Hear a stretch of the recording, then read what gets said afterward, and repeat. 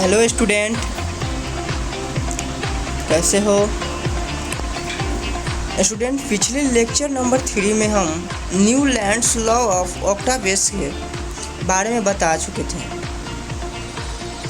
Newlands ऑक्टावियस यही कहना चाहते थे कि 8वां एलिमेंट जो है ना, वो पहला एलिमेंट का रिपीटेशन है।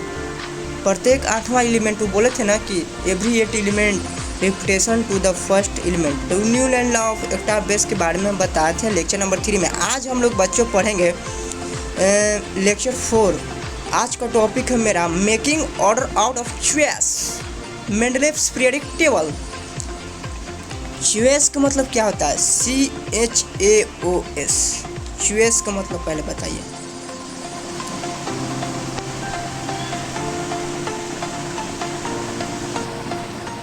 वो बोल रहे हैं बच्चों ने, ये जो मेंडलीव हैं making order out of choice बोल रहे हैं।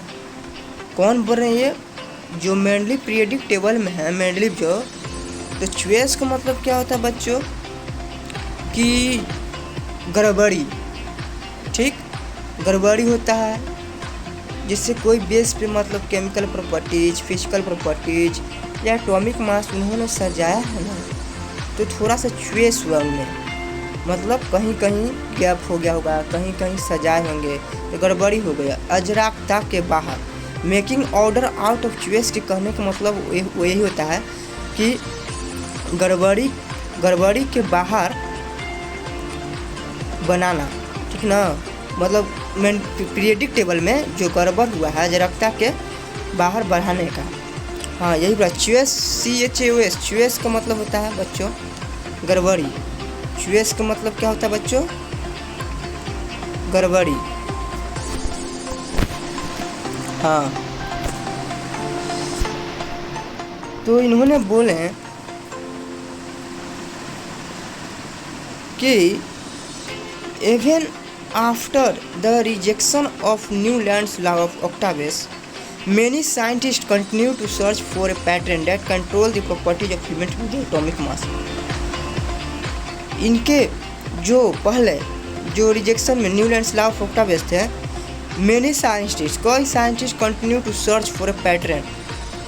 बहुत सारा साइंटिस्ट जो थे डोगोनियट्रेट्स या न्यूलैंड्स लॉ ऑफ ऑक्टावियस, इन्होंने सर्च किया पैटर्न को, ऑक्युलेट the properties of element their atomic masses पे, ठीक। The main credit for classifying elements goes to Dmitri Ivanovich Mendeleev. इनका क्या नाम था मेंडलीव का? दिमित्री इवानोविच मेंडलीव एक रशियन केमिस्ट हैं। He was the most important contributor to the early development of periodic table of elements. ये बहुत most important, बहुत महत्वपूर्ण कंप्यूटर थे early development of periodic table of elements का, where the elements were arrange on the. और इन्होंने Mendeleev ने क्या किए ना, elements were arrange on the basic of their fundamental property, the atomic mass and also on the similarity to the of chemical properties. इन्होंने क्या किए ना कि ये देखिए बहुत इम्पोर्टेंट पॉइंट है बच्चों कि he was the most contributor to the early development of periodic table elements, where the elements were arranged of the periodic fundamental property of the atomic mass and similarity of the chemical properties। इसको कहने का मतलब है ना बच्चों कि periodic table में जो एलिमेंट्स हैं, जो इन्होंने टेबल तैयार किए हैं, वो अरेंज किए हैं किसके आधार पे? Elements were on the basic of, मतलब इसके किसके अरेंज पर आधार किए? तो ये इन्होंने एटॉमिक मास के, किसके? एटॉमिक मास के, यहाँ बता रहा है कि the atomic mass and also similarity of the chemical property. इन्होंने जो पीरियोडिक टेबल पर रखा है, इन्होंने अरेंज किया है एलिमेंट्स को क्या चीज़ पे? एटॉमिक मासेस के आधार पे। और इन्होंने बोलते हैं कि सिमिलरली उसी तरह केमिकल प्रॉपर्टीज हो उनका, मतलब एलिमेंट्स का जो केमिकल प्रॉपर्टीज हो उसका भी मतलब किए हैं, ठीक। आगे बढ़ते बच्चों, देखिए ये येलो बॉक्स जो दिख रहा है, ये आप लोग पढ़ लीजिए इनका मतलब कैसे जन्म हुआ, कहाँ पे पढ़ें, कैसे क्या करें, इनके बारे में बताया गया है। इनके बारे में, मेंडलीव के बारे में, मतलब इनका पूरा नाम देखिए, दिमित्री इवानोविच मेंडलीव। 1834 में क्या हुआ है, ये 1834 में देखिए यहाँ लिखा हुआ 8 फरवरी 1834 ठीक बॉर्न हुए थे। 1907 में इनका डेथ था। ये पढ़ लीजिएगा येलो बॉक्स को। और बोलता है कि when Mendeleev started his work 63 elements were known. Mendeleev जब वर्क को, अपना कार्य स्टार्ट किए ना, वो कितने एलिमेंट्स तक ही किए, 63 एलिमेंट्स वेयर नोन। मतलब वो जितने भी अभी इनके समय में, मेंडलीव के समय में, मेंडलीव जो थे साइंटिस्ट, रशियन केमिस्ट साइंटिस्ट हैं, तो वो कितना वर्क अभी किए थे, कितने एलिमेंट्स का, 63 एलिमेंट्स। 63 एलिमेंट्स से ज़्यादा नहीं। यहाँ लिखता है कि his work 63 elements were known. He examined the relationship between the atomic masses of the elements and their physical properties and chemical properties. और उन्होंने क्या कर रहे हैं ना बच्चों, कि examined the relationship between the, किसका रिलेशनशिप बिटवीन, किसके रिलेशन में, किसके बीच में, atomic masses of the element, जो एलिमेंट का एटॉमिक मासेस है या फिजिकल और केमिकल प्रॉपर्टीज है, उसका रिलेशनशिप ये बता रहे हैं। हाँ बच्चों, उसके बाद बोले बच्चों कि क्या बोले, mainly among chemical properties mainly concentrated on the compounds form by elements with oxygen and hydrogen. Chemical property जो मेनली कंसर्न किए थे, जो कंपाउंड्स को, वो जो बनाए एलिमेंट्स विथ क्या चीज पे बनाए, दो एलिमेंट्स, पहला ऑक्सीजन और दूसरा हाइड्रोजन। बताइए बच्चों कौन सा एलिमेंट था, पहला ऑक्सीजन एंड हाइड्रोजन। ये कंपाउंड्स जो फॉर्म किए थे एलिमेंट्स के साथ, तो कौन कौन सा एलिमेंट के साथ किए थे, ऑक्सीजन और हाइड्रोजन के साथ। हाँ बच्चों,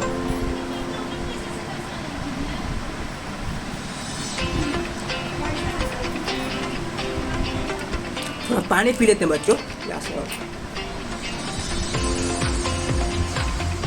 इन्होंने मेंडलीव क्या बोले बच्चों, कि इन्होंने जो मेंडलीव थे, ये जो कंपाउंड जो बनाए थे ना, तो किस एलिमेंट के साथ बनाए थे, ये क्वेश्चन में आ सकता है। Mendeleev constructed on the compounds form by elements, तो किस एलिमेंट के साथ बना बताए थे, बताइए बच्चों किस एलिमेंट के साथ। देखिए यहाँ लिख रहा है कि Mendeleev concentrated on the compounds form by elements with, किसके साथ, ऑक्सीजन और हाइड्रोजन के साथ, किसके साथ, ऑक्सीजन एंड हाइड्रोजन के साथ, याद रखिएगा। और उसके बाद बोलते हैं कि he select hydrogen and oxygen as they are very reactive and form compounds with most elements. वाह, इन्होंने और बोल रहे हैं ना कि जो एलिमेंट को इन्होंने सेलेक्ट किए थे, हाँ, जो एलिमेंट को इन्होंने सेलेक्ट किए थे, ऑक्सीजन और हाइड्रोजन एलिमेंट्स को, हाँ यहाँ लिख रहा है, देखिए, इस select hydrogen and oxygen as they are very reactive and form compounds with most elements. तो जो एलिमेंट को मतलब सेलेक्ट किए थे, हाइड्रोजन और ऑक्सीजन को, तो वो बहुत क्या था, रिएक्टिव था, वो एलिमेंट बहुत रिएक्टिव था, very reactive and form compounds. और उसके बाद क्या बना इसमें, कंपाउंड्स विथ मोस्ट एलिमेंट्स, मतलब मोस्ट एलिमेंट्स और कोई एलिमेंट के भी साथ। The formula of hydrides and oxides, देखिए हाइड्रोजन से क्या बनाए थे फार्मूला, हाइड्राइड्स बताए थे बच्चों। हाँ देखिए बताते हैं, the formula of hydrides and oxides formed by elements were treated one of the basic of their elements from classification। ये जो फॉर्मूलेट किए थे ना, तो हाइड्रोजन को हाइड्राइड से किए और ऑक्सीजन को ऑक्साइड से, form by elements were treated as one of the basic properties. ठीक, इन लोगों का आधार प्रॉपर्टीज होगा इस एलिमेंट पे। और फॉर इट्स क्लासिफिकेशन, इसका क्या किए हैं, टेबल में इन्होंने क्या किए कि बेसिक प्रॉपर्टीज पे किए एलिमेंट के साथ, और इसका क्लासिफिकेशन किए, मतलब सजा है। अब उसके बाद बोलता है बच्चों कि ही then took 63 cards, on each card he wrote down the properties of one of the elements। इन्होंने जो क्या किए ना, कि जो 63 कार्ड्स था, he then took 63 cards, on each card he wrote on the properties of one element। तो इन्होंने क्या किया कि 63 कार्ड को क्या किए कि मतलब कार्ड को ईच मतलब वहीं पर मतलब रखें और उसमें लिखें, मतलब उसका प्रॉपर्टीज लिखिए, या तो फिजिकल प्रॉपर्टीज लिखेंगे, केमिकल प्रॉपर्टीज लिखेंगे।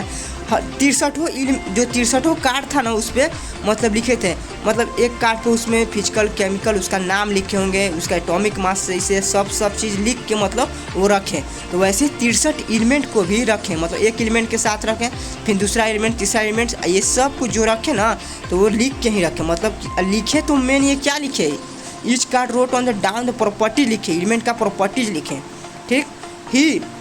ही store out of the elements with similar properties, और ये बोलता है कि ही स्टोर्ड, वो मतलब स्टोर सॉर्टेड, ही सॉरी बच्चों, स्टोर्ड नहीं sorted, he sorted out of the elements और with similar properties and pin the cards together on a wall. ये 63 कार्ड को जो लिखे थे ना वो शॉर्ट में लिखे थे, एकदम छोटे में लिखे थे, कोई भी इसका प्रॉपर्टीज हो या नेम हो, जो बेसिक प्रॉपर्टीज हो वो शॉर्ट में लिखे एलिमेंट्स पे, और इसका सिमिलर प्रॉपर्टीज भी लिखे, और pin the cards together on a wall. Eye wall पर क्या किए, दीवार पर इसको मतलब रख दिए, मतलब दीवार पे पिंड कर दिए, pin the cards together on a wall, और उसको वॉल के साथ वॉल पे इन्होंने रख दिए, या तो वॉल पे सामने लिख दिए, वॉल के सामने मतलब पीरियडिक टेबल में सजा दिए गए, दीवार पे रखे गए, ठीक। He observe that most of the elements got place in a periodic table, और इन्होंने देखे कि जो महत्वपूर्ण जो एलिमेंट था तो वो पीरियडिक टेबल में वो अरेंज किए किसके ऑर्डर में, इंक्रीजिंग एटॉमिक मासेस में। ये बच्चों आ सकता है क्वेश्चन में यहाँ पे कि किसके बेस में ये सजाए गए थे, तो आपको ये जवाब देना पड़ेगा। तो यहाँ पर इसी चीज़ में बोल रहा है कि ही ऑब्जर्व, उन्होंने ऑब्जर्व किए most of the elements got a place in periodic table, मतलब किस पे किए थे, ये पीरियडिक टेबल में he arrange in the order of their increasing atomic masses. और ये जो सजाए थे ना, अरेंज किए थे ना एलिमेंट्स को, तो किसके आधार पर किए थे, कोई पूछेगा किसके आधार पर, मेंडलीव पूछ सकता है कि मेंडलीव जो एलिमेंट को अरेंज किए थे वो किसके बेस पे किए थे, तो आप लोग बोलिएगा इंक्रीजिंग एटॉमिक मासेस के बेस पे, किसके मासेस पे, इंक्रीजिंग एटॉमिक मासेस के बेस पे किए थे। और उसके बाद बोलते हैं कि it was also observe that occurs A periodic recurrence of elements with similar physical and chemical properties. और वो क्या किए ना कि फिर ऑब्जर्व किए ऑकर्स ए पीरियडिक रिकरेंस, जो पीरियडिक में आपको टेबल में सजा थे एलिमेंट्स को, वो रिकरेंस एलिमेंट मतलब जैसे जैसे मतलब एलिमेंट्स को रखे थे वैसे वैसे उसका एटॉमिक मास क्या किया गया, बढ़ते गया। तो इन्होंने सोचे कि जो फर्स्ट जो मेरा पीरियड में हम लोग सजा है ना, वैसे ही सेकेंड पीरियड में मेरा रिकरेंस होगा, मतलब उसी तरह संतुलित होगा, मतलब उसी तरह मतलब रखा जाएगा। मतलब फर्स्ट पीरियड में हम जैसे हम सजाए हैं, मतलब नाम लिख के सजाएं, या तो उसका प्रॉपर्टीज लिख के सजाएं, या तो atomic masses increasing atomic masses के बेस में सजाए थे पहला पीरियड में जैसे सजाए, वैसे ही उनको लगा कि दूसरा पीरियड में वैसे ही सजाए। तो वैसे ही पहला पीरियड में जैसे सजाए आपको हाइड्रोजन हीलियम लिथियम, उसी दूसरा पीरियड में आपको सजाए होंगे, तीसरा पीरियड में भी सजाए होंगे, चौथा पीरियड। तो ये बात हमको पता चलेगा बच्चों, जानते हैं कहाँ, जो मेंडलीव का जो पीरियडिक टेबल है ना उसी में हमको ये बात को हमको पता चलेगा, ठीक बच्चों। तो ये चीज़ भी याद रखिए। It was also observe that occurrence periodic recurrence मतलब वापसी, मतलब उसी तरह मतलब सजाया एलिमेंट्स विद सिमिलर, मतलब उसका फिजिकल एंड केमिकल प्रॉपर्टीज को रखा on the basis Mendeleev formulated periodic law. और जो बेसिक उसका मेंडलीव फॉर्मुलेटेड पीरियोडिक लॉ है which state that properties of elements the periodic function of their atomic masses. हाँ, जो उनका मेंडलीव पीरियोडिक टेबल में जो एलिमेंट्स को सजा है, तो उस एटॉमिक मासेस जैसे उसको बढ़ते क्रम में सजाते हैं, उसको ही हम लोग क्या बोल सकते हैं, एलिमेंट्स वेयर पीरियोडिक फंक्शन, मतलब उसी को मतलब उसमें नाम लिखे थे, बेसिक मतलब इंक्रीजिंग एटॉमिक मासेस के सजाए थे, फिजिकल और केमिकल प्रॉपर्टीज को बेस पे रखे थे या सजाए थे, और तो उसको ही हमको क्या बोल सकते हैं, elements were the periodic function, उसको हम क्या बोल सकते हैं, पीरियोडिक फंक्शन, मतलब पीरियोडिक का काम, ठीक, एटॉमिक मासेस के ही बेस में। याद रखिएगा सबसे कि पीरियोडिक फंक्शन किसके काम में हुआ था, atomic masses, increasing atomic masses. अब उन्होंने एक बात बोला कि मेंडलीव पीरियडिक